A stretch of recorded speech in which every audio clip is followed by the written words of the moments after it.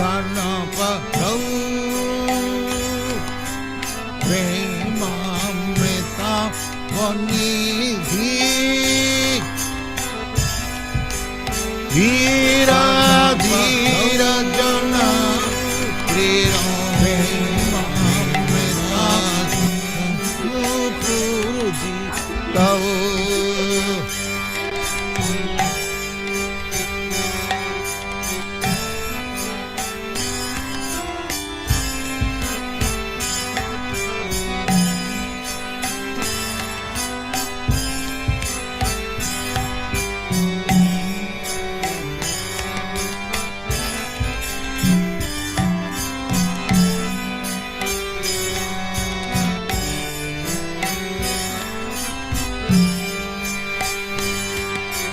कृष्ण कीर्तन गान नर्तन प्रभु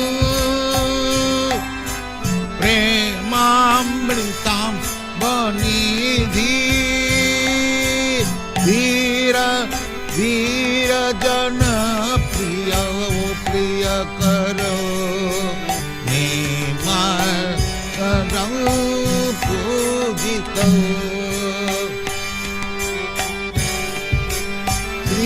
चैतन्य कृपा भरौ भुवि भुव भारा वहन तारकौ वंदे रूप सनातन रघुजुगौ श्री जीव गोपालकौ वंदे रूप सनातन रघुजुगौ श्री जीव गोपालकौ कृष्ण कीर्तन गान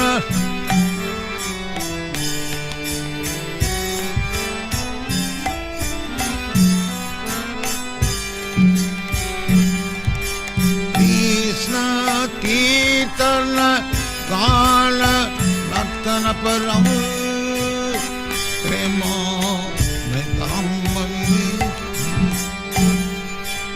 वीर वीर जन प्रिय प्रिय करो पूजितम्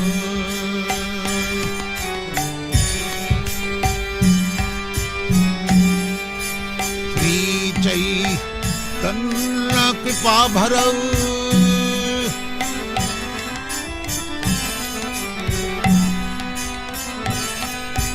श्री चैतन्य कृपा भरौ भुवि भुव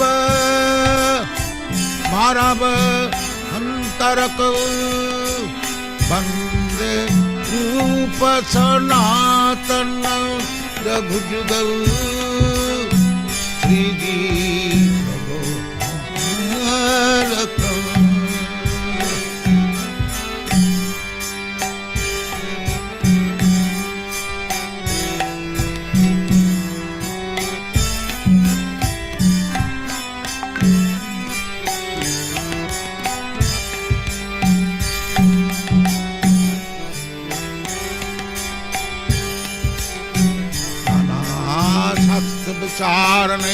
विचारणैकविपुनः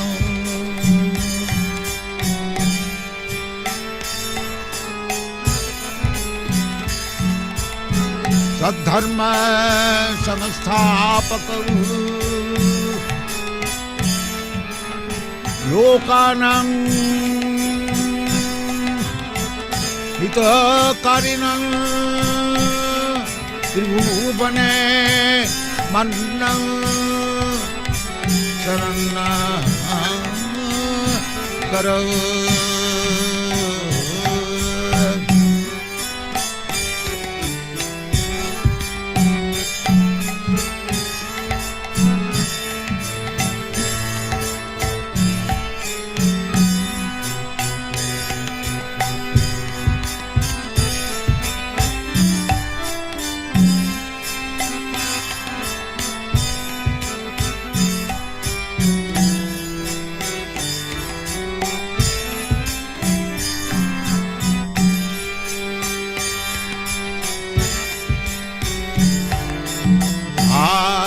विचारणैकनिपुण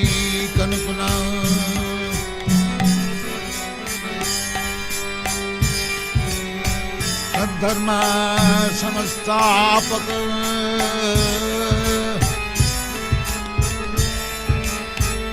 लोकानां हितकारिणां त्रिभुवने मन्नं शरणाकर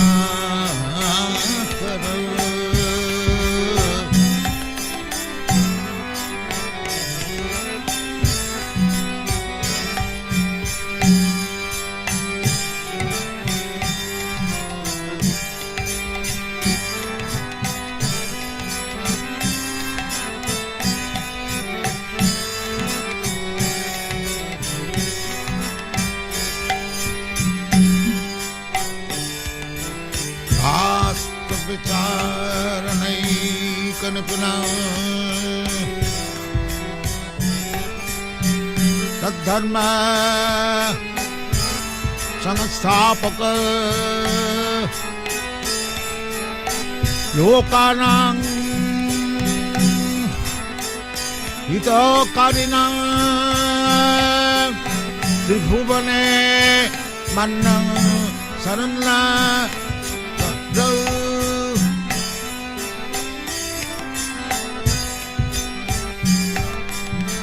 श्री चैतन्य कृपाबरौ लोकानां हितकारिणां त्रिभुवने मन्नं शरणाकर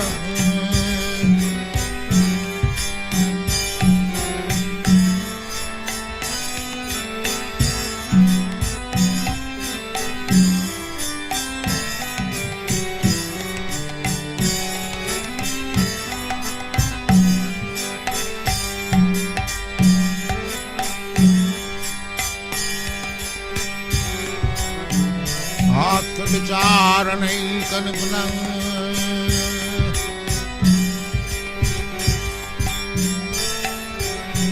तद्धर्म संस्थापक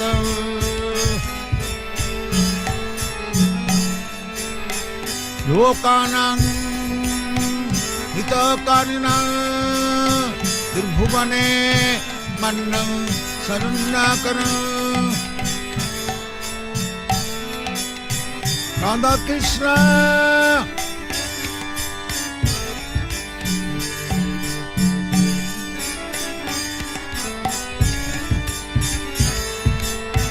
राधा कृष्ण पदारविन्दौ भजनामृतौ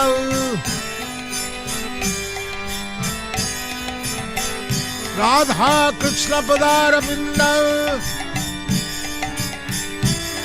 भजना नंदेन मत्तालिकर वंदे रूप सनातनं रघुजुगौ श्रीजी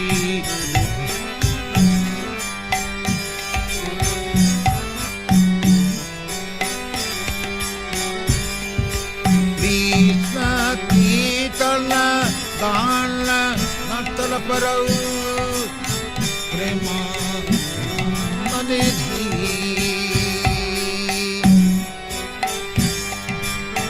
वीर वीर जनप्रिय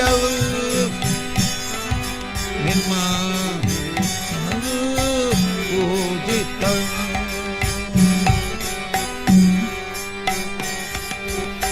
श्री चैतन्य कृपा भरौ भुवि भरांत रखौ वंदे रूप सनातनं रघुवीर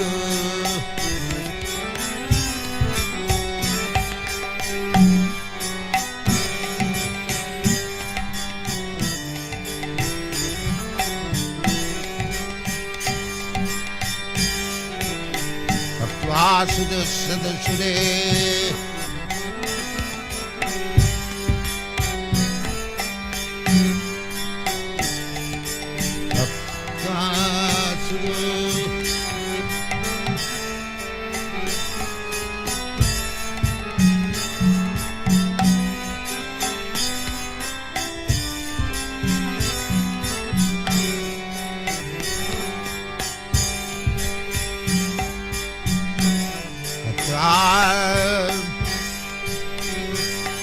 शतसुरे सुतराज्यलक्ष्मीं धर्मीश्च आर्जवदस जदगाद रन्ना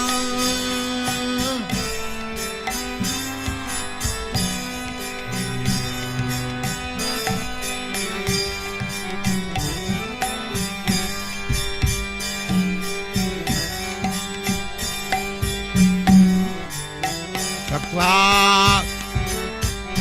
मंडलस्यनीं सदा तुच्छव भूत्वा दीनगणे शतो करुणया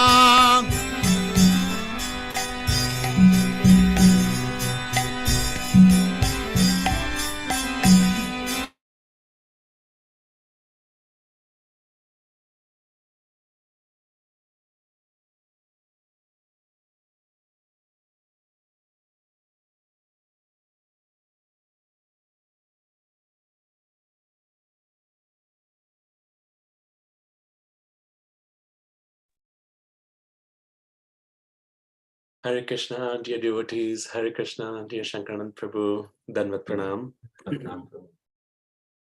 Yeah, so we wholeheartedly welcome all the devotees for ISKCON of Richmond's Saturday virtual program.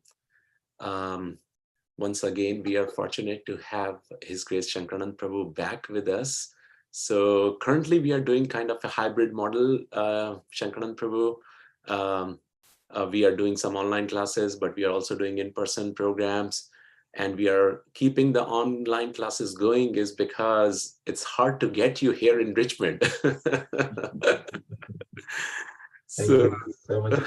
I'm glad to here and do some service to the devotees here. Even though we are separated by thousands of miles, but somehow that by your mercy and mercy of this technology, I'm able to do some service. We are so grateful, Prabhuji. So happy to have you back here. So most of us already know about our Shankaranand Prabhu, but just in case, I would like to give a very brief introduction, and then we can get started with our series.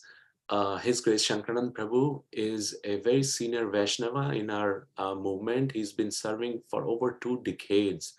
He's a senior disciple of His Holiness Radhanath Swami Maharaj. Prabhu joined ISKCON back in 90s in Chopati ashram. And since then, he's been serving, he's been practicing, and he's been sharing Krishna consciousness with in so many wonderful ways. Prabhu served, of course, in Chopati temple in various means, and then also served in Mira Road temple in Mumbai. And then he also served in New Vrindavan here in US. For almost 10 years, he served as a congregational director over there. And Prabhu has been actually a very strong pillar to develop what we see New Vrindavan today. Right now, Prabhuji is based in California with his family, Govind Mataji and his 2 sons. Prabhu has a very deep affection, attachment to Srimad Bhagavatam. He's very learned, and not just theoretically, but he also applies those teachings very much in his lives. Those who have associated with Prabhuji, we know that very well. So when we were thinking of topic, this topic of churning the ocean comes to mind, as Prabhu has a very amazing understanding about this. About Bhagavatam in whole, but especially about this katha. And this is a 2-part series. So we're going to do part 1 today and part 1 next Saturday, same time. So without any further ado, over to you, Prabhuji. Thank you very much. Hare Krishna. Devanam Prabhu. I wish whatever Devanam Prabhu said was actually true. Not that Devanam Prabhu had any intention of giving false information, but Actually, I do not have any understanding of Bhagavatam. I wish I could have. Bhagavatam is an unlimited ocean. It's actually non different from Krishna. And it's an unfathomable ocean which has no bottom anywhere.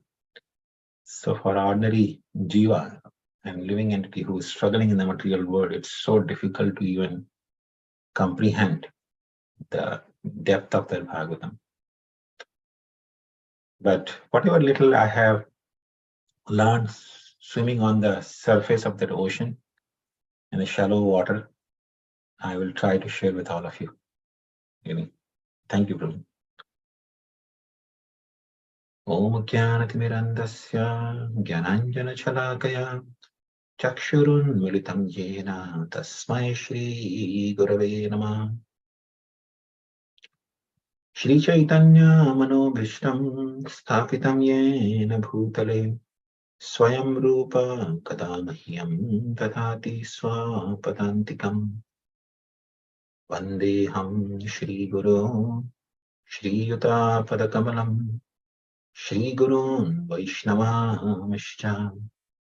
Shri Rupam Sagrajatam Sahagana Raghunathambitam Tam Sajivam Sadvaitam Savadhutam Parijana Sahitam Krishna Chaitanya Devam Shri Radha Krishna Pada Sahagana Lalita Shri Vishakhanvita He Krishna Karuna Sindho Deenabandho Jagatpate Gopesha Gopika Kanta Radha Kanta Namostate Tapta Kanchana Gaurangi Radhe Vrindavaneshwari Vrishabhanu Sute Devi Pranamami Haripriye Vancha Kalpatarubhyascha Kripa Sindhubhya Evacha Patitanam Pavanebhyo Vaishnavebhyo Namo Namah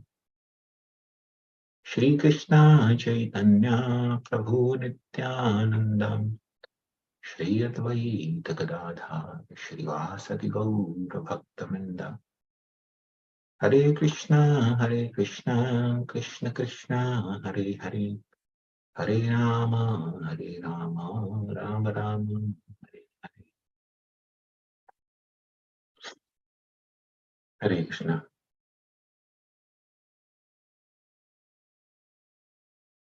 In the present day and age, people all over the world are so much devoid of the means of the true happiness. Actually, I'm sure all the devotees, when they go to their workplace, they see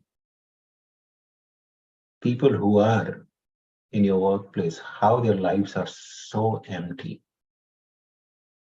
Whenever they have any subject matter to discuss, all they can discuss is some topic which is practically has no rasa, no happiness. They try to squeeze out, just as Bhagavatam says, punaha punascharvita charvanana. They try to discuss the topics which already they have discussed innumerable times in different life spans, including this life itself. And there is no joy. People know this very well, that the topics that they discuss, the topic that they chase in this world, very shortly they become stale. It's just like, unfortunately, we try to see the of modern happiness. I remember, almost 18 years ago when I came to the United States, I had idea that people are actually much more happy. Standard of happiness they have is much, much more better. But after arriving here, And just having few interaction, even I realize that people are becoming far, far away from even the basic happiness that otherwise people try to seek in this world who are not even Krishna conscious. Take a simple example. Not only the topics that we discuss that are stale and rotten, but even the foodstuffs people eat most of the time are nothing but stale and rotten. When I grew up, I remember we had the normal tradition of cooking a fresh meal, right? Breakfast freshly cooked, lunch freshly cooked, dinner freshly cooked. Everything is cooked freshly and eaten. I remember one time we were in devotee's home on Ekadashi. This is talking 2004. So they had made nice preparations for Ekadashi, and there was some sabudanas, and we were eating, and Mataji said, Prabhu, this sabudana is actually from previous Ekadashi. We had frozen it in our freezer. I said, wow. I didn't tell them that I don't eat anything even from the previous night, In our family, there was a tradition, no food should be stored overnight. Because overnight cooked, stored food, definitely you may try to preserve in the refrigerator, but it's rotten. So just imagine, even the basic, enjoyment of eating, people are eating mostly rotten food, stored over a long time. The topics that they discuss, they're all rotten. Srila Prabhupada will give example of newspaper. Every day you want a new newspaper. Would you like to read the newspaper from yesterday or day before yesterday? Or maybe, 7th January 2022 newspaper would you like to read today? You won't even have access to it, right? Nobody really wants to read because today's newspaper becomes rotten by tomorrow. But the problem is the soul is actually seeking always newer and newer ways of enjoyment. Soul cannot be satisfied with, rotten things, whether it's topics of discussion, whether the food, whether the clothing, whatever you talk about, the soul cannot be happy with rotten things. Nava nava rasa dhamana rantamasti. That's the nature of the soul. Soul always wants to seek newer and newer joy. But the paradox is, people seek that newer and newer joy in trying to find in the rotten place. This material existence is more or less made of the same ingredients, Krishna's Bahiranga Shakti, Bhumi Apanalo Vayu, which is getting recycled over and over again. So the body that I have, it is consisting of earth, water, fire, air, ether, mind, intelligence, and ego, which is recycled innumerable times. And I'm thinking, sitting in this body as a spirit soul, I'm sitting in this body and thinking, this body, this combination of matter, I can try to utilize for enjoyment. When I put some nice food on my tongue, that will give me happiness. When I see something, attractive, being perceived with my conditioning by the three modes of material nature, that will give me happiness. But actually, we are trying to seek happiness in stale and rotten things. The soul can be happy only by coming in contact with the most ancient person. Yad avadi mama chitta Krishna padara vinde nava nava rasa dhamana rantamasi. But Yamunacharya says, the moment I have come in contact with Krishna, my mind is fixed on Krishna. Yad avadi mama Krishna padarvinde. The moment my mind has become fixed on Krishna's lotus feet, nava nava rasa dhamanarang. Every moment I'm relishing newer and newer mellows, rasa. Rasa means juice or some mellow. So soul is always seeking that nava nava rasa, which is not to be found in anything in this world. It is to be found only in the Supreme Person, Sri Krishna. When we hear the topics of Krishna, when we discuss the topics of Krishna, even though they may appear to be same old topics, but simply hearing it over and over again from the lips of a realized soul, they actually create newer and newer joy, newer and newer rasa. When devotees asked Srila Prabhupada, after you finish Bhagavatam, what you will do? Prabhupada said, I'll again write commentary on Bhagavad Gita. This you already wrote a commentary on Bhagavad Gita. Prabhupada said, no, there are so many ways you can understand Bhagavad Gita. You can understand Ramanuja Acharya's commentary. You can understand so many different Vaishnava Acharya's commentary on Bhagavad Gita. So same Bhagavad Gita you can actually understand from so many different Vaishnava Acharya's perspective. And that will give you newer and newer joy.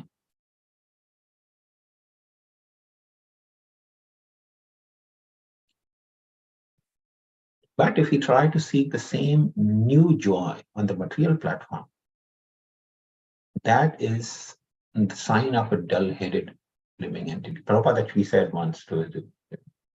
He said, new means rascal. We are seeking new bodies because this body becomes old in due course of time. So therefore we seek new body. But Manava means, Manava word in Sanskrit, which is translated as a human being. Ma Nava means no more new. Nava means new and Ma means no more. No. Like we say Maya. Maya means no and Ya means to exist. So Ma Nava means a person who is seeking no more new bodies in the material existence. Because seeking new in the material plane or on the material platform is a sign of dull-headed living entity. Because there is nothing new. It is same rotten things. Same eating, same sleeping, same sex, same defense. There's nothing more than that in the material existence. But the rasa is experienced in Krishna Katha. When Lord Rama was leaving for the forest, he came to seek permission from Mother Kaushalya, and also Sita Devi was there. So Lord Ramchandra told Sita Devi that you should stay here at the home. And in my absence, my mother will be very much distressed. My father will also be very unhappy. So you can narrate them the pastimes of the Lord from the Puranas. That's the instruction Lord Ramchandra gave to Mother Sita. That because when a person is distressed, the only joy that can come is by hearing the pastimes of the Lord. So Lord Ramchandra told, you can narrate the Puranas, kathas from the Puranas to my parents. In that way, remove their distress, make them happy.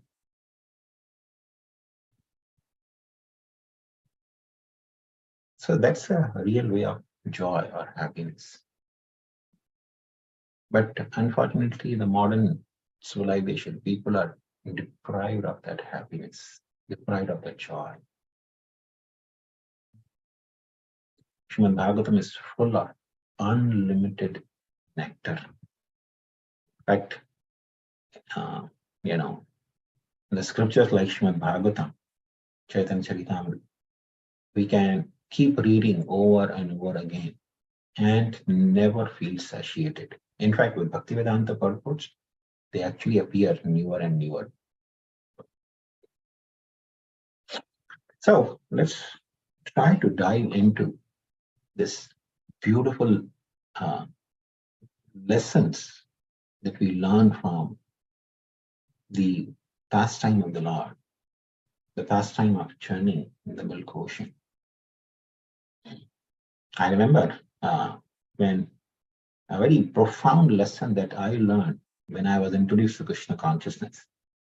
So when we come to Krishna consciousness, before that we feel that I'm very nice person. In fact, there's no one in this world better than me. That's what we feel. So I was no exception. I used to think actually I'm a very nice person. But when I started chanting and all the anarthas started surfacing up, I went to one of the devotees, who was actually mentoring me that time. And he gave a beautiful understanding. He said,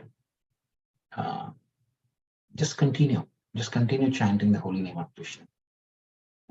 You are doing the churning of your heart, like the churning of the milk ocean. So before the nectar comes out, the poison must come out. So these anarthas are nothing but the poison that is coming out on the surface. So don't stop churning, because if you stop churning, the poison will again sink inside. So first poison has to go out, then the nectar will come. So don't feel disturbed by the poison. Lord Shiva will arrange for poison to be evaporated. That's Lord Shiva's job is to take away the poison, and the nectar will come out. So just continue. That was one of the profound lessons I learned when I was new to this Krishna consciousness. And that gave me a lot of inspiration to just continue chanting. So, beginning with that lesson,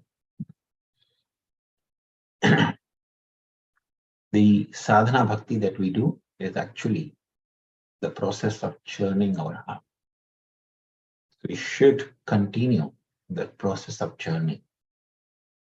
As we learn from this pastime, a lot of hindrance will come. It's not one hindrance. Innumerable hindrances come in the process of churning, but one must continue. So this universe is actually is having a peculiar way of administration, a very unusual way of administration. For example, every organization has their own way of administration.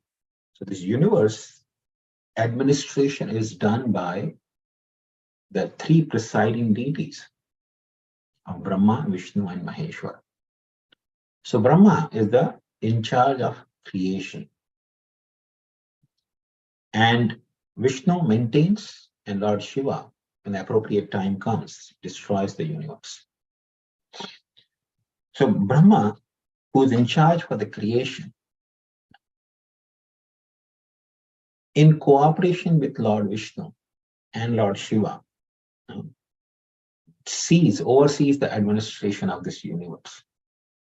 Lord Vishnu generally doesn't take part so much, because he is the presiding deity of goodness, and being Supreme Lord, his only business is to enjoy. But Brahma and Shiva, being the servants of Lord Vishnu, they have services, duties to perform. So this universe goes through the cycles of what is referred in the Vedas as Kalpa. Kalpa is nothing but a day of Brahma. So in the day of Brahma, there are, different divisions in a day of Brahma. Like Krishna explains in Bhagavad Gita also, Sahasra Yuga Paryantam Aharyad. The Brahma has Ahar, a day, which is Sahasra Yuga, 1000 Yuga cycles. consisting of Satyuga, Treta, Dwapar, and Kali. So 4 combined together forms one Divya Yuga, and 1,000 such yugas form the day of Brahma, which is called Kalpa. Now, of course, same duration as his night as well. So when the night time comes, the lower planetary systems up to Swargaloka, which is almost like the 10 out of 14 planetary systems, are devastated. They are submerged under the water of devastation. And when the day of Brahma arrives, Brahma again creates. The water recedes, the water goes down, the flood is gone. And then Brahma again starts creating. So in the day of Brahma, there are 14 divisions of the day of Brahma, practically called Manvantara. Please give me a second.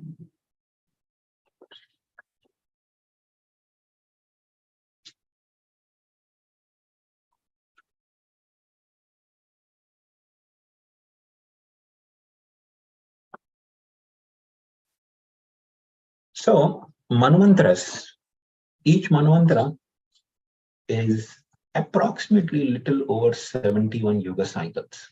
That means 71 times Satyuga, Treta, and Dwapar and Kali Yuga will go by. That forms one Manvantara. And each Manvantara is ruled by a very powerful personality called Manu. And different living entities in different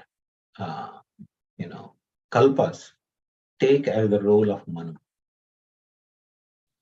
So right now we are in the 7th Manvantara. Brahma has finished his half of lifespan, 50 years of his lifespan. This is the 51st year, the very first day of the 51st year. So just Brahma had his birthday recently celebrated. So recently means for Brahma it may be recently, but for us it is millions of years ago. So this is the 7th Manvantara and the 28th Yuga cycle going on. So this Manvantara is called Vaivasvata Manvantara because it is being ruled by the son of Vivaswan. Vivaswan is the sun god and his son is called Vaivasvata Manu. He is the one who is ruling this current Yuga, current Manvantara. But before this Manvantara was Chakshusha Manvantara. Chakshusha Manvantara was ruled by Manu, who was called Chakshu Manu.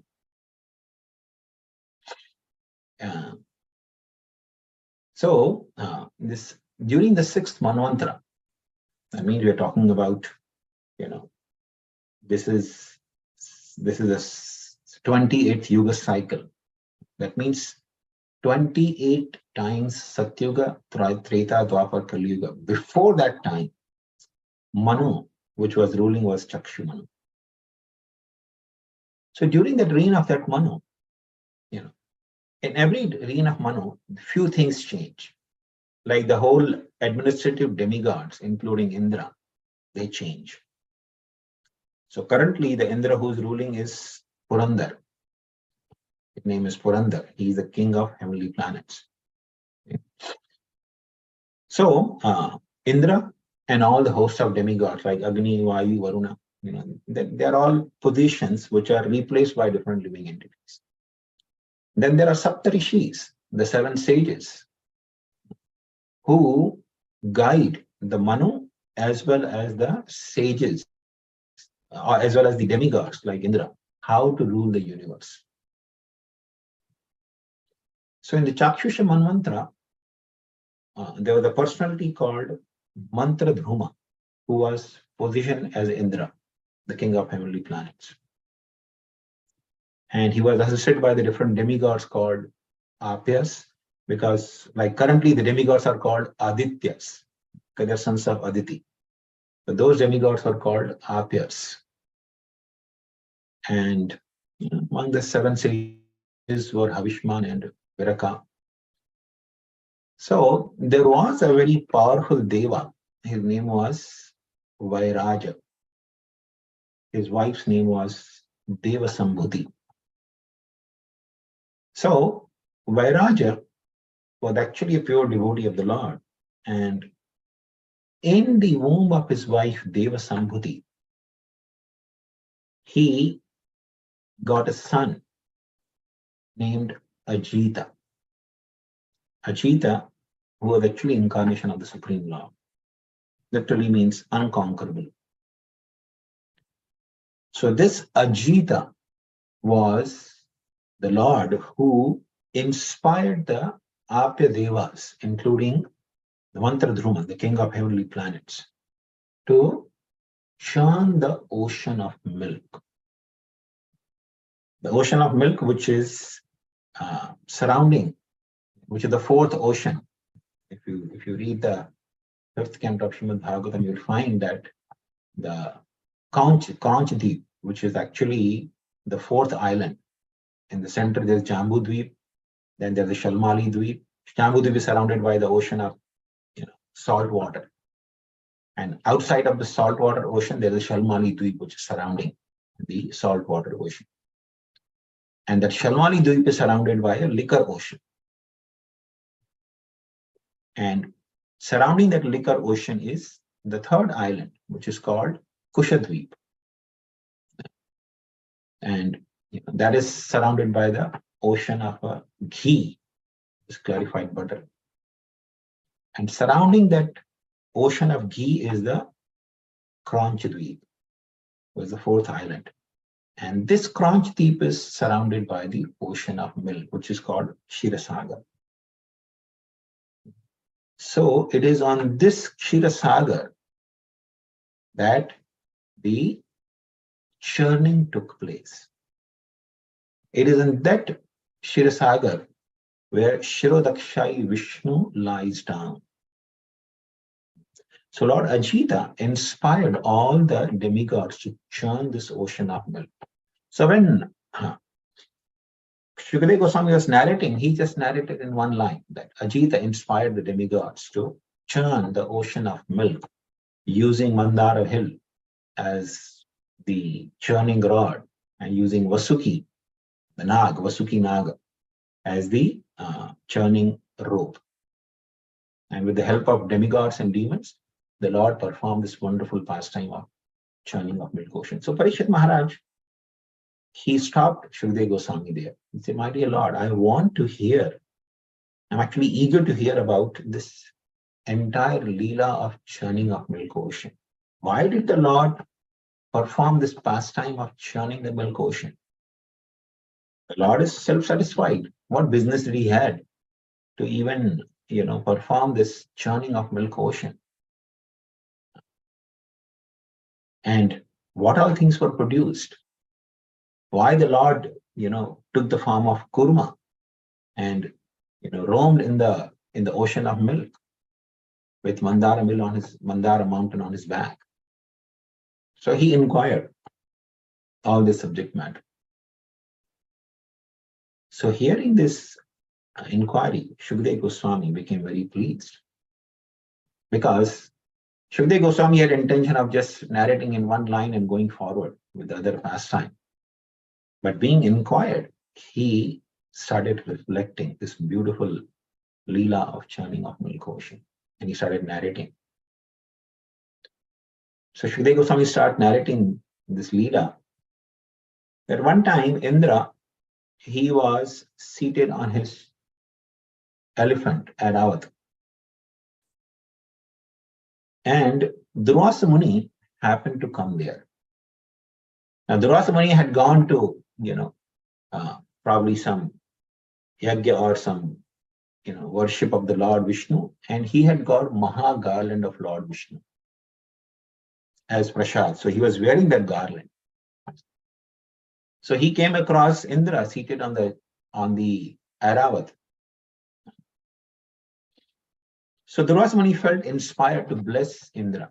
Durvasa Muni's nature is very, simple. He causelessly wants to, easily bless anyone. And the slightest offense can become angry as well. So he wanted to bless Indra. He took out the garland, Maha garland from his neck, and he offered to Indra. Now Indra was seated on the elephant, Aravat. He was thinking, what, this sannyasi, he has no understanding. I'm sitting on the elephant and, now he wants me to calm down.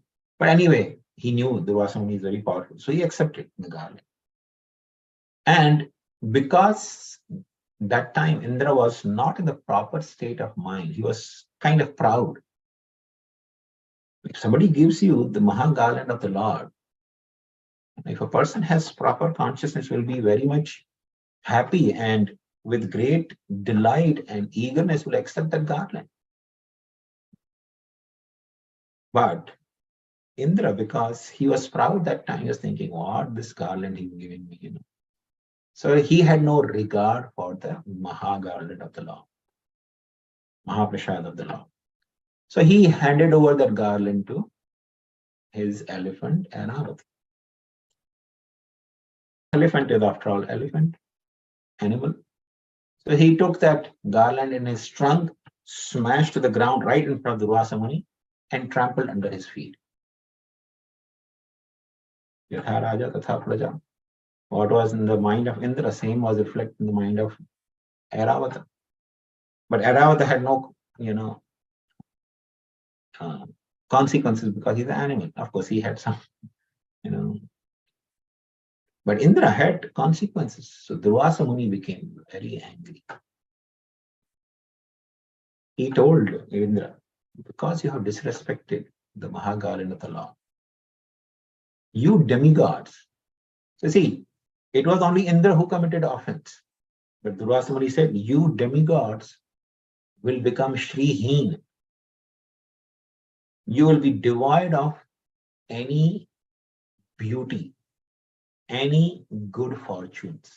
Shri is literally like Shri means beauty, Shri means opulences, Shri means wealth. So he said, you demigods will become Shrihin, devoid of any blessings of goddess of fortune.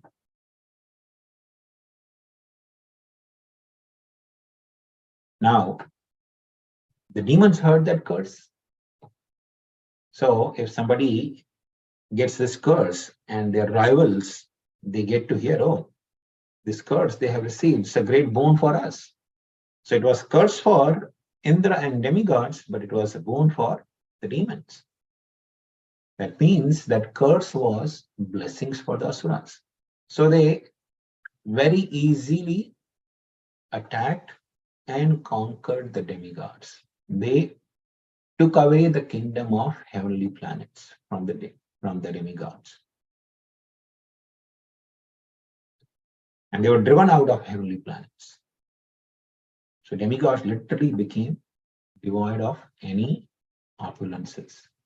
You see, in this world, it is so, everything is so flimsy. Everything is so temporary.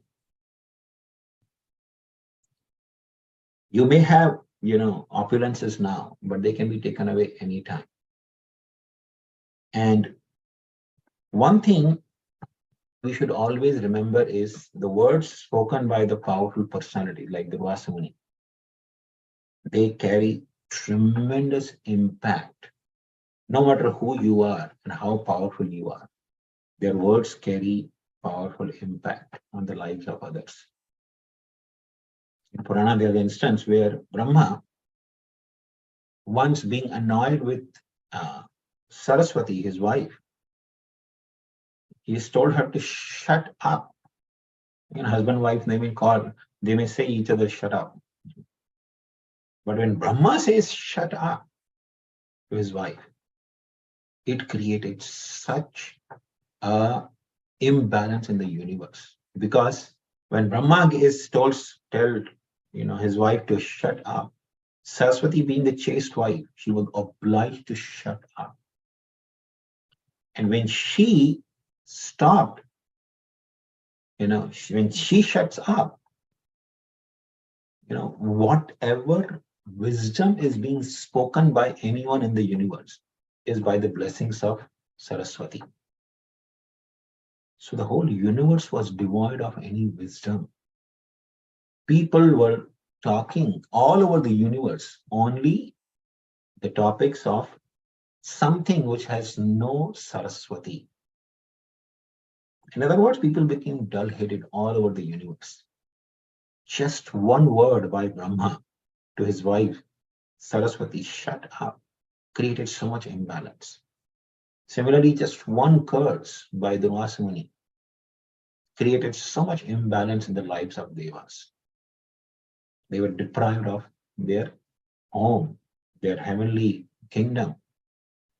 So they went to the assembly of Brahma, because whenever demigods are troubled, they just go to Brahma. Because Brahma is Pitamaha. He is the grandfather. He is literally the great grandfather for the demigods, because Brahma's son Marichi and Marichi's son is Kashyapa. And Kashyapa's children are the demigods. So he's great grandfather for them. So they went to Brahma and they narrated what happened. So Brahma understood that demigods had become proud, but Brahma could feel that time that although the demigods have been defeated, because Brahma is one of the Trikalagya. Trikalagya. Kala means time. So Kala is always divided into three phases: Bhutkal, Vartman Kal, and Bhavishya Kal. So one who knows all the three Kalas, he knows Bhut, Vartman, and Bhavishya Kala, he's called Trikalagya. So Brahma, he's Trikalagya. Vishnu is Trikalagya. Lord Shiva is the Trikalagya. They know the past, they know the present, they know the future very well.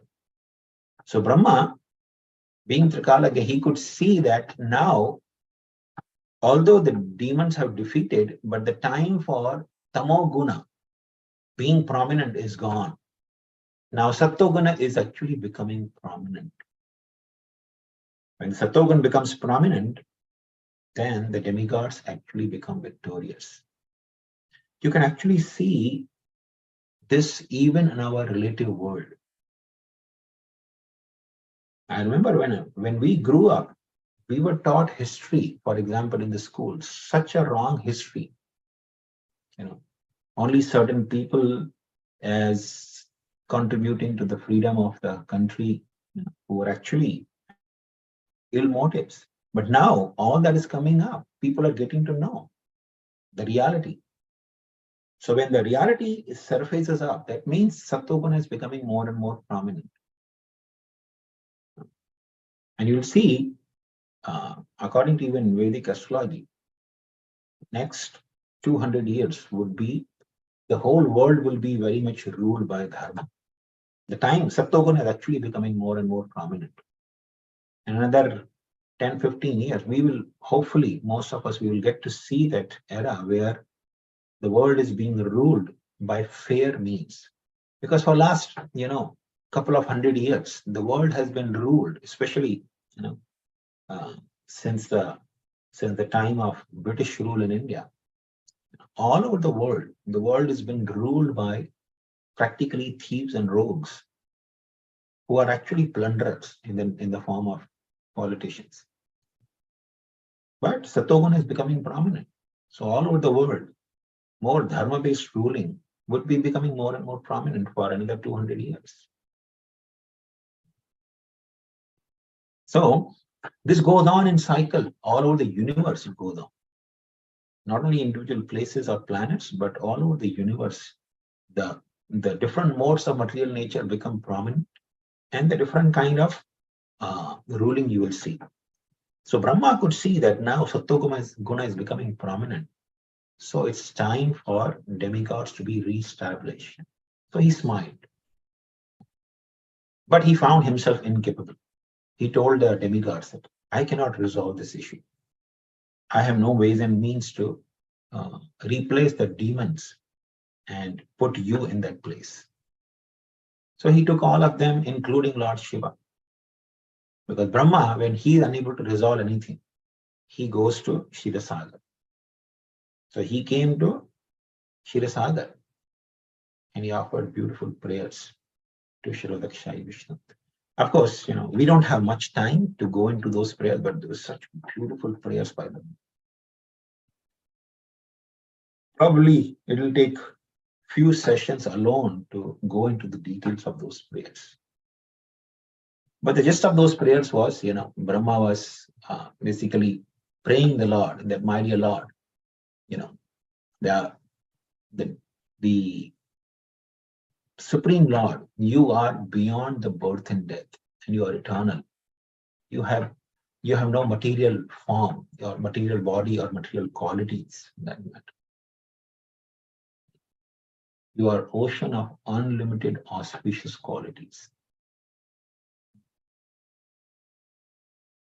And more or less the prayers in the line of Purusha Shukta, that how everything in this universe is actually nothing but the different limbs or different parts of the bodies of the Supreme Lord.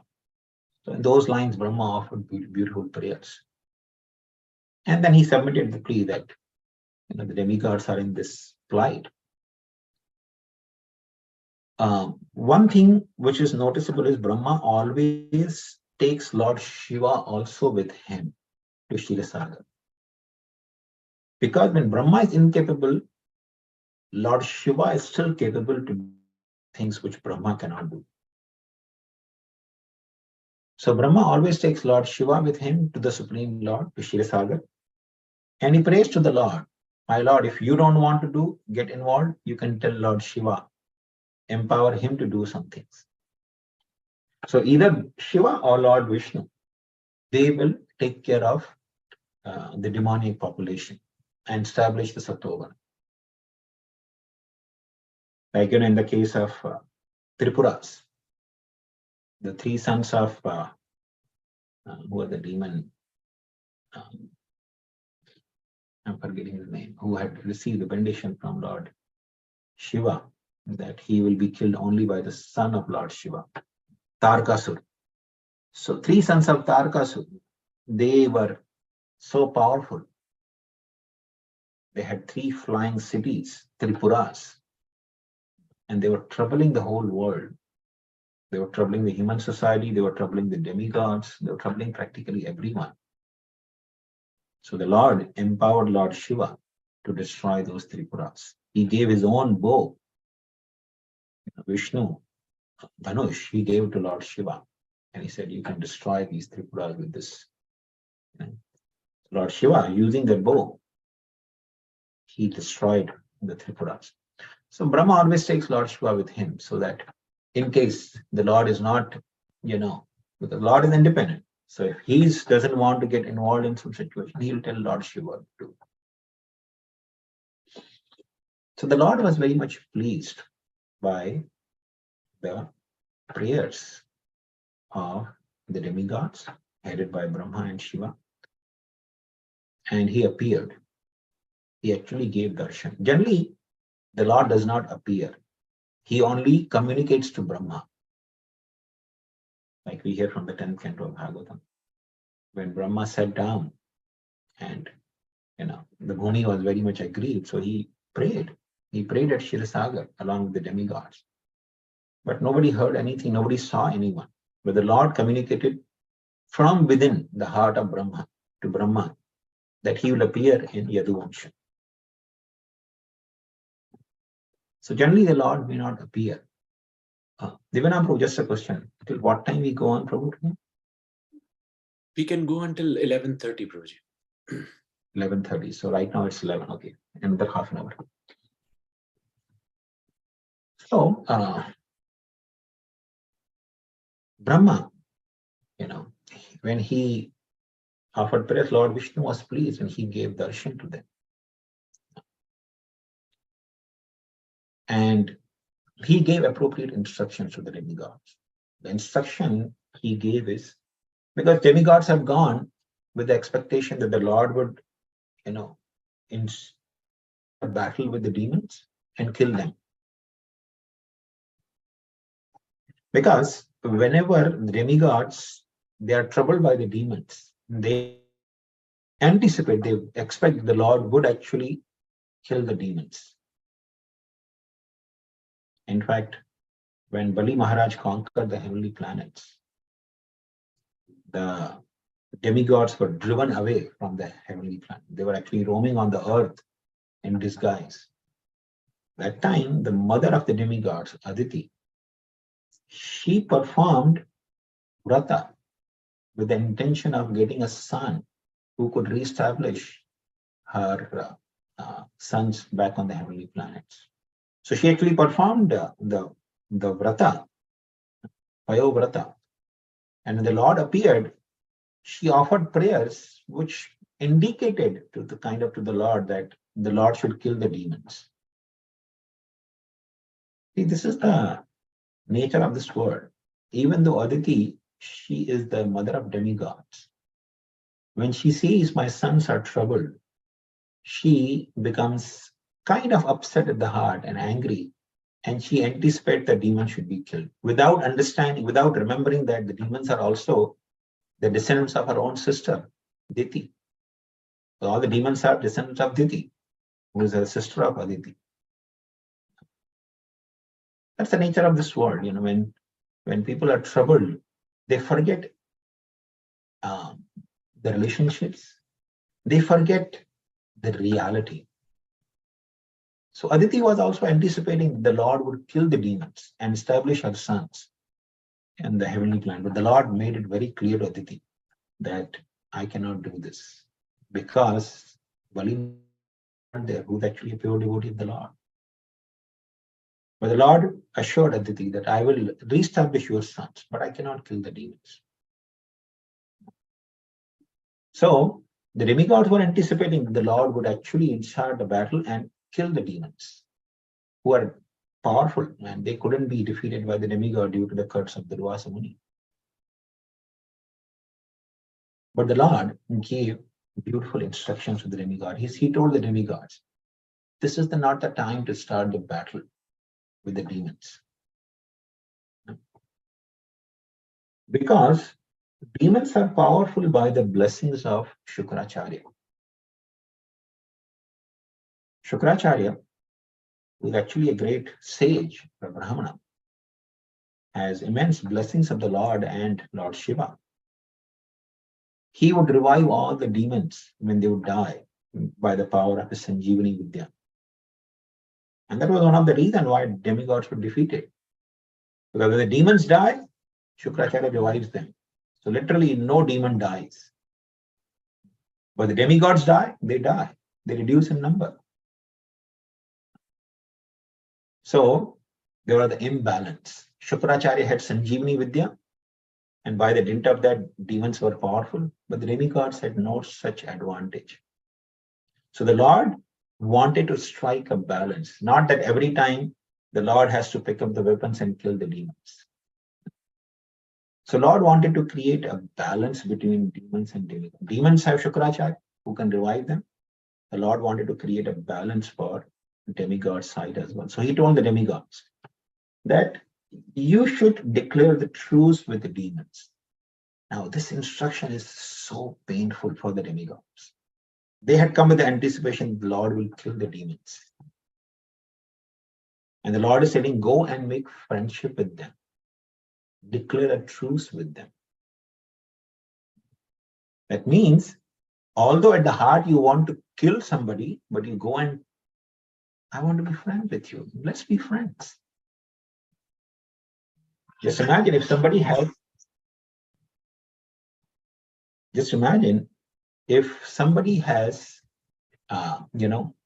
so much hatred for someone, who wants to kill someone, you are asked to go and make friendship and kind of, have a smile on the face. It was very painful instruction.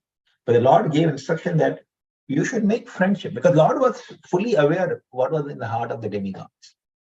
So he told them, you should make friendship with demons just like the snake made friendship once with a mouse. So one time it so happened, the Lord actually gave the example of a snake and mouse. So one time a snake and a mouse, they were trapped in a basket. The basket is made of bamboo reeds. So the basket was, the snake and mouse both are trapped in that. Now it's a good opportunity for the snake to eat the mouse. It can easily, because the mouse cannot run away anywhere. So, but the snake is also trapped. So he's making friendship with the mouse. My dear mouse, I have eaten so many rats, but I have given up. I'm telling you the truth. I have taken sannyas. I'm not going to eat any more rats. I have done a lot of sinful activities. Now, I have retired. I'm not going to eat any. Now the mouse knows that he has a good opportunity to eat, but he's not eating.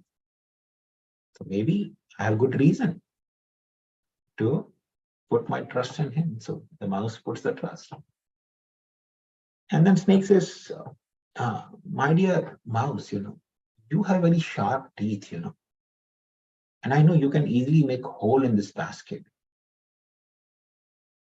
So why don't you create a hole? But because now we are friends, would you mind if you can create a big hole? Because you are small. You'll make a small and you can easily go. But if you make a little bigger hole, even I can go out. So I'll be very grateful.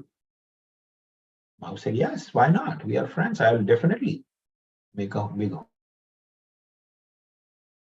So the mouse creates a hole, small hole where he can go out easily.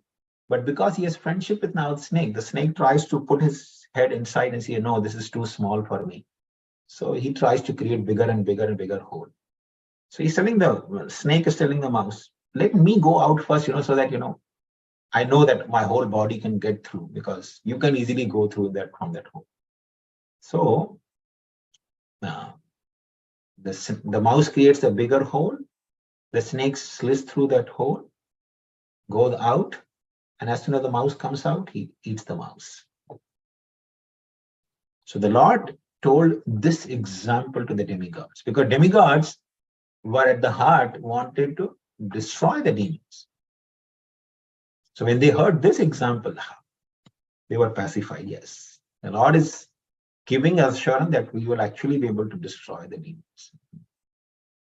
So they were kind of pacified.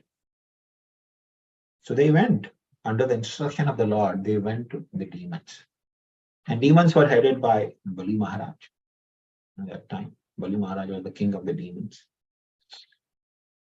So they all went. And of course, Bhagavatam says Bali Maharaj easily accepted the proposal, but the Vishnu Puran also gives little more details, on this. Shukracharya, who was sitting there,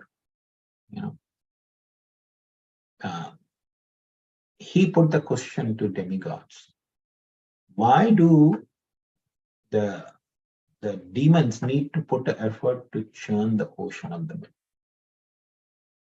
Because I am there, I can always revive them, even if they die. They don't need any nectar, they have me. The demigods were confused, but by the mercy of the Lord, by the mercy of the Lord, they could actually speak appropriate words, which even convinced Shukracharya. So they said, my dear Shukracharya, my dear sage, what you're saying is correct. But what if you die? And they actually reminded Shukracharya that once it had so happened that Shukracharya had actually died. But because he had taught that Sanjeevani Vidya to the son of Brihaspati named Kacha, Kacha revived him back. So, but then, the daughter of Shukracharya, she cursed Kacha that he will not be able to revive anyone else through that Sanjeevani Vidya. It will be useless for him. He will kind of not be able to utilize that Vidya to revive anyone. Brihaspati had sent for that purpose only his son to Shukracharya, that learn that Vidya so that our demigods can also be revived. And which Kacha learned. He served Shukracharya very well and he learned that Vidya. But then because of the curse of Devyani, he couldn't use that because Devani wanted to marry Kacha and Kacha refused, saying that, I cannot marry the girl from the demoniac family. You are the daughter of Shukracharya, who is a priest of demons, and I am son of Brihaspati. We have eternal, family animosity, so I cannot marry you.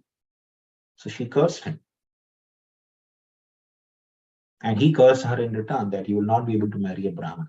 And therefore she ended up in marrying Maharaj Yayati.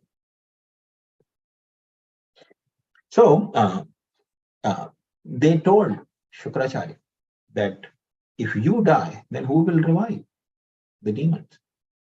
And Shukracharya said, well, that's actually a valid point. If I die, then who will revive my disciples? So better let them drink nectar. So he gave his permission, and the demons agreed for that proposal.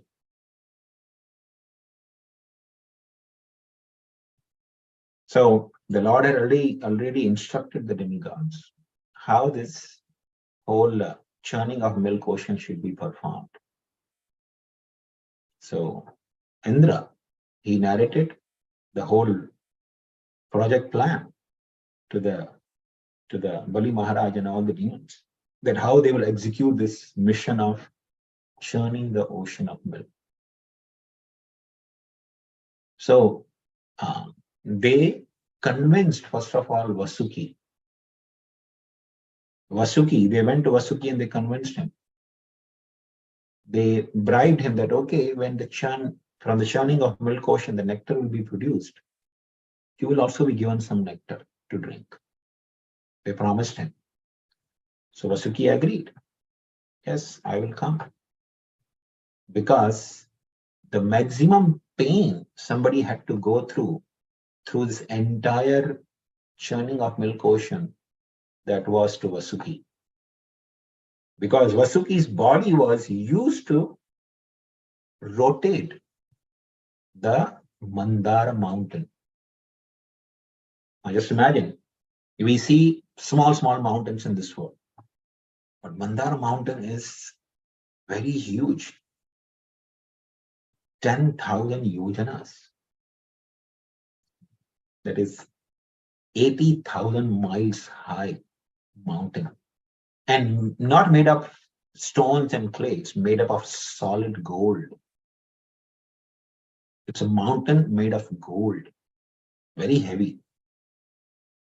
So if you put the body of serpent around that mountain and try to rotate it, how much strain it would put on the body of the serpent. The rope which is being used, it will be so much strained. So Vasuki's body was used as the rope. So maximum pain was experienced by Vasuki.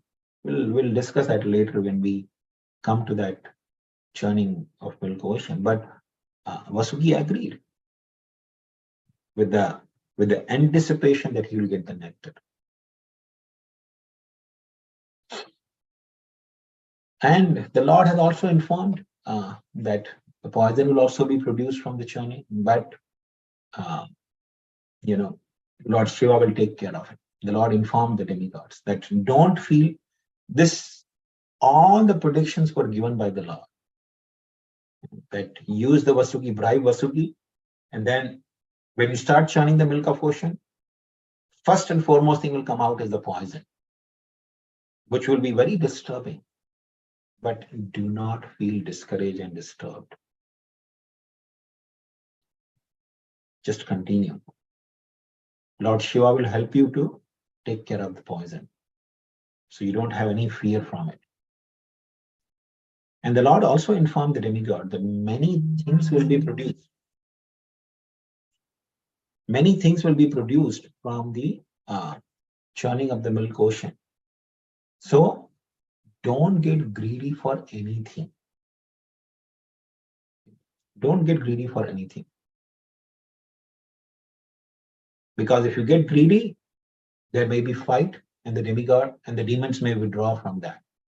So if the demigod or the demons want to take anything, the things that are produced from the churning of milk ocean, let them take. Don't be greedy for those. You are focus should be on the nectar. Your mind should be fixed on the nectar. Now, this is a very crucial lesson for all of us. In the process of perfecting our life through any forms of yoga, especially Bhakti Yoga, there are a lot of byproducts produced. Like, a yogi who's practicing Ashtanga Yoga. Ashtanga Yoga is also a process of perfecting one's life by meditating on the Lord, Paramatma within the heart. But in the process of Ashtanga Yoga, a yogi develops a lot of mystic siddhis. Mainly, they are divided into eightfold. Eightfold mystic siddhis. Siddhis, where a person can become smaller than the smallest. He can become very heavy, big and heavy. He can attain whatever he wants sitting in one place. I'm sitting here, and maybe 100 miles away from me, there is some garden where there is apples, on that tree. I can just sit here and raise my hand and actually get that apple. It's very enticing, this kind of siddhis. Somebody has kept, a lot of treasury in the wallet with all the lock and key. Sitting here, I can simply raise my hand and collect the thing from their locker as well, without any worry or without any key or any access. I can take out everything. So that is prapti. Vashita, you can actually control people. You can conquer the minds of people and make them completely subjugated to you. Very enticing. But when a yogi gets distracted by these siddhis, he is deprived of the nectar, the real nectar of attaining Krishna, attaining samadhi, one's mind being fixed on the feet of the Lord. Similarly, when we practice Krishna consciousness, sincerely we try to execute devotional service. A lot of byproducts come. People start recognizing you. People start giving you charity. People start giving you a lot of respect, honor. When a person gets attracted by all those things and starts taking those things very seriously, then the person will be deprived of the nectar, the real nectar of Krishna consciousness. Becoming 100% Krishna conscious is the real nectar that we are looking for. When our mind is fixed on Krishna 24/7, when we attain that stage, that would be the real nectar. Everything else is actually not really nectar. Of course, demigods got this nectar, from churning of milk ocean, which could keep their body kind of immortal, keep them for a very, very long time. Not that they don't die, but when the certain time comes, they do die. Because nothing is immortal in the material world. The nectar only prolongs their lives. So nothing is really nectar in this world. When Parikshit Maharaj was cursed to die within 7 days, he came on the bank of river Ganga, and some Vaishnavas say he came the bank of river Yamuna. So he sat down on the bank of Ganga, and all the sages appeared there, knowing that Parikshit Maharaj is retired from his worldly duty when he's going to die in 7 days. Shukdev Goswami came there with the intention of giving him the real nectar of Srimad Bhagavatam. That time, Indra, along with the different demigods, actually came there. And he put a proposal to Shukdev Goswami that, my dear Shukdev Goswami, we will feed this nectar to Parikshit Maharaj, so none of the snake's poison will act on him. So let Parikshit Maharaj drink this nectar, and live long, but you give us the nectar of Krishna Katha. In exchange to this nectar, you please give us Krishna Katha. And Shukadeva Goswami was so angry, so upset. He told the assembled sages that please remove these demigods from here. None of them should be here.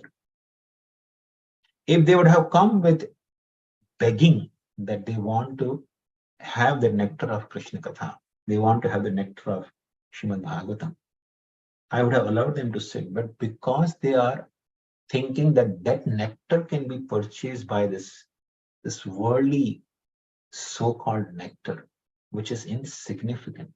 In fact, there is no comparison. They have committed great offense to the Supreme Lord. So they do not deserve this nectar. Remove them from here. So demigods were removed from there.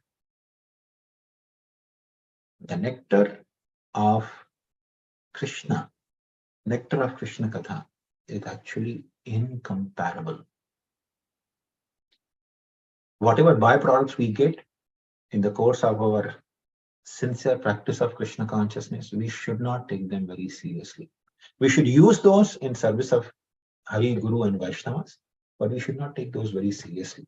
Because if we start taking those and enjoying those byproducts, we will be deprived of the nectar. So the Lord instructed the demigods that please do not get distracted when those things are produced. Let anyone take anything. Your mind should be fixed on nectar. And even when the nectar is produced, there will be some disturbances. The Lord gave them warning. Don't get disturbed. Keep patience. And don't start a quarrel or fight with anyone. So in this way, the Lord instructed the demigods. And then the Lord disappeared. So the demigods went to demons and the proposal, Shukracharya opposed, and with the proper arguments, they actually inspired, and Shukracharya gave his sanction. And the whole plan was narrated to the Bali Maharaj. And the demigods and demons together started making arrangements for churning the milk ocean. So they first of all went and uprooted. The demigods and demons together went and uprooted the Mandara mountain. They convinced Vasuki and then went to pick up the Mandara mountain. And all powerful demigods and demons like Bali Maharaj, Indra, everyone, together picked up the Mandara, because Mandara mountain is a very huge mountain. And it's made of solid gold. So all the demigods and demons together, with great difficulty, could lift that mountain. And they were bringing to the Kshirosagar. Because Mandara mountain is in the Jambu Dweep, in the center island. Meru Parvat is in the center of Jambu Dweep and surrounded by different mountains. And one of them is Mandar, which is also called Meru Mandar. So they were bringing this Mandara mountain from Jambu Dweep, crossing the Kranch Dweep, the fourth island, which is surrounded by Kshirosagar. It's a long distance. So when they were carrying this mountain, on the way, the demigods and demons, they became very fatigued and they couldn't carry anymore. So powerful demigods like Indra and demons like Bali Maharaj, they couldn't hold it anymore. They left it. And as soon as they left it, the demigods and demons which were under the mountain, they got crushed. They all died under that. A huge number of demigods and demons, they got crushed under the mountain and died.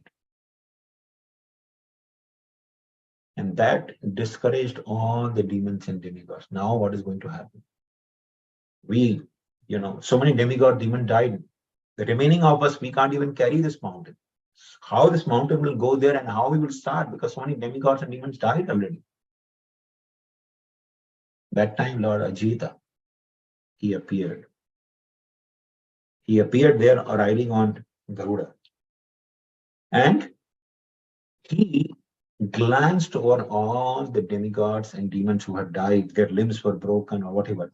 Simply by glance of the Lord, which is like the nectar, he revived all of them back to life. Not only back to life, but completely rejuvenated without any bruises or anything on their body.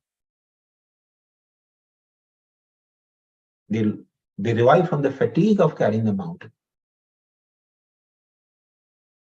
This is so significant. Just imagine Lord Ajita, simply by glancing over the demigods and demons, could make them healthy in beauty and revive them from the death as well. Therefore, Srila Prabhupada actually in the prayers of Queen Kunti, he actually explains. The devotee once actually in one of the lectures, Srila Prabhupada mentioned that, when Kunti Maharani says that everything is first class because of your glance. Prabhupada said, just imagine, by the glance of the Lord, everything becomes first class. Tava Ikshatai, Kunti Maharani says, by your glance, my dear Lord, everything is flourishing. The oceans are producing the wealth, the rivers are filled with water, the fields are producing ample grains and fruits. Everything is flourishing simply by your glance. So Srila Prabhupada actually explained that we should come in front of the Lord to be glanced by the Lord. We go to the temple to see the deity, to see the form of the Lord. But more important than that is the Lord should glance on us. He should see us. Because by his glance, our life becomes filled with auspiciousness. All the inauspiciousness from our life is driven away. So devotees should be eager to go to the temple and seen by the Lord. And of course, we should dress very nicely in a Vaishnava attire to go in front of the Lord, so the Lord becomes pleased. So that's the beauty of the Lord's glance. So Lord glanced over all the demigods and demons and revived them. They came back to life. And then the Lord picked up the mountain with his own hand, which demons and demigods together had great difficulty to carry. The Lord picked up that mountain and placed it over the back of Garuda. Now just imagine, what is the power of Garuda? Garuda is such a, apparently, Garuda is considered subordinate to Indra and other demigods. But what is the power of Garuda? The Lord is sitting on the Garuda, and he put the Mandara mountain on the back of Garuda. He made all the demigods and demons sit on the back of Garuda. And Garuda very easily, without any trace of fatigue, brought all of them to Shirasagar, on the shore of Shirasagar.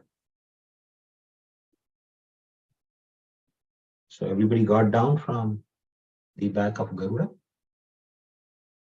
and the Mandara mountain was removed from the back of Garuda and placed down.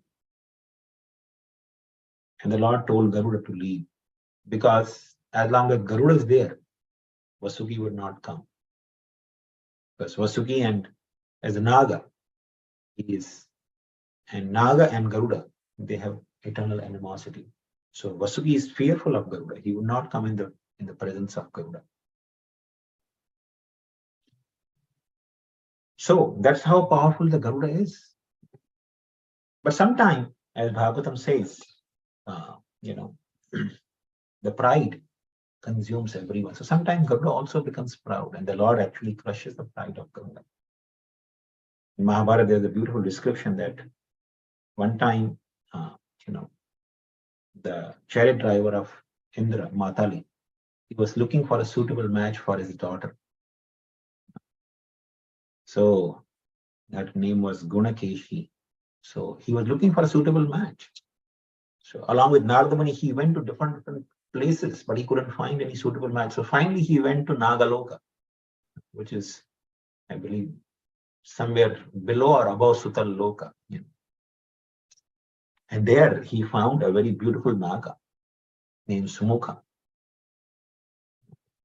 He liked that Naga very much, found him suitable for his daughter. So he told the grandfather of Sumukha that I want to marry my daughter to your grandson, Sumukha. Please give your permission. And the grandfather said, no, I cannot give permission because, Garuda, last month he had come here and he took away the father of Sumukha for eating. And he told Sumukha, next month I will come and take you to eat. So Sumukha is going to live very shortly. I think next month Garuda is going to come and eat him. And he's living in fear. So Narad Muni said, no, don't worry, we will arrange for long life. You give permission. Matali also said, we will arrange good life for him. So Garuda will kill him. But Sumukha's grandfather knew how powerful Garuda is. The demigods have no power. But of course, when Narada Muni says, then that has a weightage. So he gave permission. Okay. So Narada Muni and Matali, they took Sumukha with them. They came to Indraloka, to Amravati, the heavenly planet. And Narada Muni told Indra that, Indra, you should give your blessings to this Sumukha for a very long time. And he told in background that,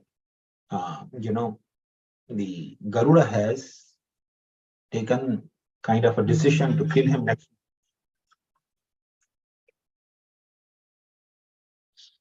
So Garuda has given him, kind of notice that next month he is going to die. So Indra, when he heard that Garuda has given him notice, he said, sorry, I cannot give him blessings because I know what Garuda is. I have friendship with Garuda. I don't want to spoil that friendship. Because Garuda is very powerful. He's a very good friend of mine. So I don't want to spoil relationship. But Indra was insisted by Narad Muni and Matali, and therefore even Lord Vishnu was sitting there. And Lord Vishnu also said, what Narada is saying is correct. You should bless the Sumukha. So Indra gave blessings to Sumukha that you will live long life. And then Narada Muni went and informed this to Garuda. That Garuda, you know what Indra has done? He has given blessing to Sumukha that he will live long. And Garuda immediately came. And Garuda, of course, he's powerful, servant of Lord Vishnu, but he was proud that moment, and he told Indra, you don't know my power. I have defeated you once during the sealing of nectar. One time, Garuda has stolen also the nectar from Indra. So he said, you remember I have defeated you also. You don't know my power. I carry Lord Vishnu on my back. Who has power to do that? And you go against my will? So Lord Vishnu was sitting there, Vaman Dev, who's actually brother of Indra. He became very angry. He told Garuda, nobody carries me. I carry myself. I carry you also. In fact, I carry everyone. You're saying that you carry me? Here, try to carry the weight of my hand. And saying this, the Lord put his hand on the shoulder of Garuda, like this. And the moment the Lord put the hand on the shoulder of Garuda, Garuda collapsed as if a big mountain is put on his head. He just crashed to the ground. He couldn't even stand up. The Lord had placed only gently his hand on the shoulder of Garuda. And Garuda was in so much pain. The Lord said, what happened, Garuda? Get up. You carry me, right? What happened to you now? And Garuda said, and then Garuda realized his mistake. He said, my dear Lord, please forgive me. I don't carry you. Actually, you carry yourself and you carry me also. You carry everyone. And Garuda realized his mistake. But nevertheless, Garuda is such a powerful carrier of Lord Vishnu that he could easily carry the demigods along with Mandara mountain and brought them to Kshirosagar. So when Garuda left, Vasuki was invited. So there are so many beautiful lessons from this wonderful pastime of churning of milk ocean. But the significant lesson for today is that our eyes, as Lord instructed to the demigods, should be fixed on nectar, not any byproducts of the churning process of bhakti. This performing of bhakti is also churning of our heart. And we should always be fixed on the nectar, which is nothing but becoming Krishna conscious. So we'll stop here. If anyone has any questions or comments, please feel free to.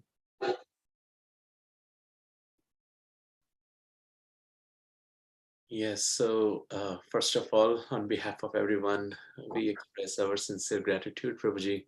What a beautiful, beautiful narration it was. You literally took us to previous Manvantar, as if we are seeing the whole pastime with so many beautiful details and so much of absorption. You really glued us to the screen, with so much of nectar really coming out. I was just, thinking that what is the power of Krishna Katha, as you were mentioning.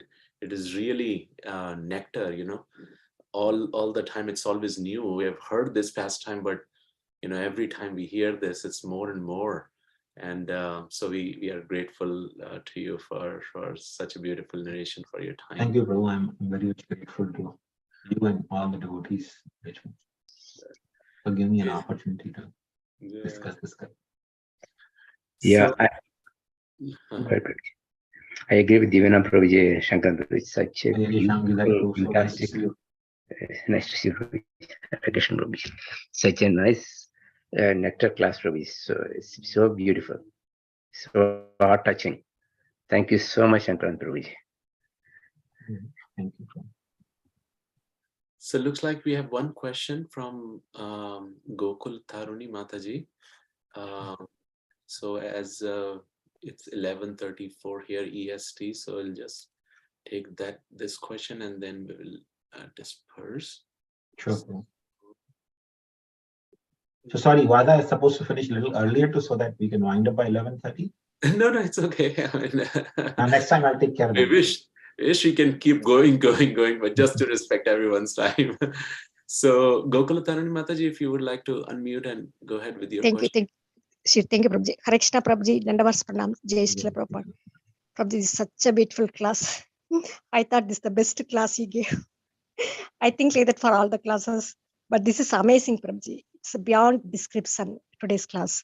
Prabhuji, I have a question, Prabhuji. You mentioned that when we chanting, it's a kind of chanting our heart. When we, in this process, there are some anarthas come out like poisonous. And also you said the byproducts are like some respect. People regard us, that's a byproduct. What is the anarthas that comes out when we, the process of chanting? The anarthas are nothing but the different desires for enjoyment. Sometimes when a person starts chanting, so many sinful desires for enjoyment come up in the mind, which a person never experienced before. So, different people may have different conditioning and different kinds of anarthas, deposited in the heart. But I'm just giving few examples, like, when a person actually starts, he may feel some bad habits from the past, which he had already given up, come up with much, much more force. I've seen devotees, who had given up smoking long before even coming to Krishna consciousness. When they came to Krishna consciousness, the urge for smoking became so intense. They say, I've given up smoking so well, but since the time I started chanting, the urge has become so strong. People who had drinking habits, their desire to drink becomes so strong. People who had, some illicit habits of illicit sex, their condition becomes much, much more strong, and the desires comes going back to the bad, ways of life before. So all those are nothing but anarthas which come up. The strong proclivities or inclinations from that, not only this life, but millions of previous births. all of a sudden starts coming up. That's what the process of churning the heart through the chanting the holy name does. It actually brings up all the anarthas and helps the living entity to see what all dirty desires he or she has accumulated. So this process of churning is actually to humble the living entity. Humble that, just see for yourself what you have accumulated in your heart since millions and millions of lifetimes. I hope that. Thank you so much, Prabhuji, for the beautiful answer. I really, it helps. Actually, this class really gives the ability for the mind to chant attentively and focus on Hare Krishna Mahamantra. Thank you, Prabhuji. Hare Krishna. Thank you. So I think, Prabhu, I won't take much of your time. Thank you so much, Nivanam Prabhu, and all the devotees for making contribution. No, thank you, Prabhu. Yeah. And we will have second session next Saturday, same time. I hope everyone can join and be part of the second session also to go through the full journey. Next time it will be the actual churning will start. Yes. Today is just background of churning, but next week we'll have actual churning. So thank you again, and thank you all the devotees for being with us today. Thank you. Thank you, Prabhu. Panchakalpatarubhasya kripasindhubhyo vacha paritanam pavanebhyo vaishnavebhyo namo namaha. Ananda Koti.